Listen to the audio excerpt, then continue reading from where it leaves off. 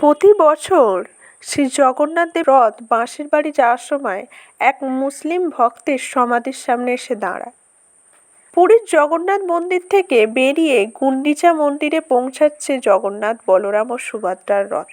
প্রথা মেনে পথে এক জায়গায় আচমকা দাঁড়িয়ে পড়ে জগন্নাথ দেবের রথ।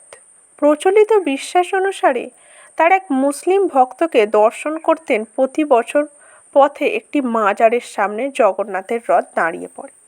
পুরীর এই রথযাত্রার সঙ্গে জড়িয়ে নানা কাহিনী, প্রথা ও বিশ্বাস। মনে করা হয় জগন্নাথ দেবের রথ যারা টানেন তাদের আর মানব জন্ম হয় না, এই পৃথিবীতে ফিরে আসতে হয় না। তিনি জন্ম মৃত্যু এই চিত্রকার আবৃত্ত থেকে মুক্তি পেয়ে যান। মন্দির থেকে মোটামুটি 200 মিটার দূরে অবস্থিত শালবেগ মাজার, এর সঙ্গে জড়িয়ে আছে জগন্নাথ দেবের এক মুসলিম ভক্তের কথা। মুঘল আমলে শালবেগ ছিলেন জগন্নাথ দেবের পরম ভক্ত। মুঘল বাদশাহ জাহাঙ্গীরের আমলে বাংলার গভর্নর ছিলেন জাহাঙ্গীর কুলি খান। এক হিন্দু ব্রাহ্মণ ঘরের মহিলাকে তিনি বিয়ে করেছিলেন। জগন্নাথের একনিষ্ঠ ভক্ত ছিলেন এই মহিলা। তাদের যে সন্তান হয়, সেই শালবেগ ধর্মে মুসলিম হলেও মায়ের প্রভাবে ছিলেন জগন্নাথ দেবের পরম ভক্ত।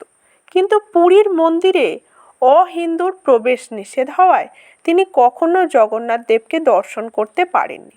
মৃত্যুর আগে তিনি মন্দিরের কাছে একটি কুঁড়েঘর তৈরি করে সেখানেই জীবনের শেষ কটি দিন কাটিয়েছিলেন।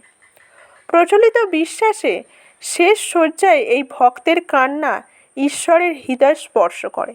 তাই প্রতি বছর রথযাত্রার সময় এই মাজারের সামনে কিছুক্ষণ দাঁড়িয়ে ভক্তকে দর্শন দিয়ে যান তিনি।